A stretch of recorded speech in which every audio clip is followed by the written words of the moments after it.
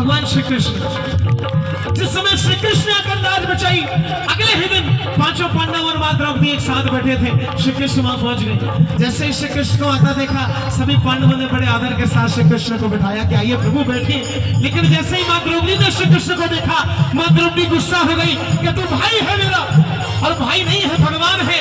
ये सारी दुनिया जानती है कि तुझसे शक्तिशाली, तुझसे मायावी इस दुनिया में कोई नहीं। लेकिन कल ही की बात है, तू मुझे बहन कहता है। जब तेरी इस बहन की भरी सभा में लाज उठ रही थी, तू लाज बचाने सबसे अंत में आया था। मेरा छोटा सा प्रश्न है कि तू अंत में क्यों आया? श्री कृष्ण मुस्कुराने लगे, हंसने लगे, कहने लगे बहन तूने मुझे तो कह दिया मैं अंत में आया। एक बार अपने आप से भी पूछ कि क्या उस अंत से पहले तूने मुझे बुलाया? नहीं बुलाया।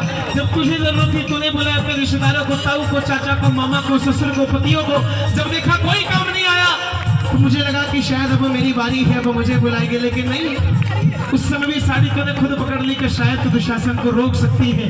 लेकिन जब देखा कि दुशासन साड़ी खींच रहा है, साड़ी छूट रही है, जब मुझ पर करके दोनों हाथ उठाए, जब मुझ पर भरोसा करके दोनों हाथ उठाए, तो लाज बचाई कि नहीं बचाई?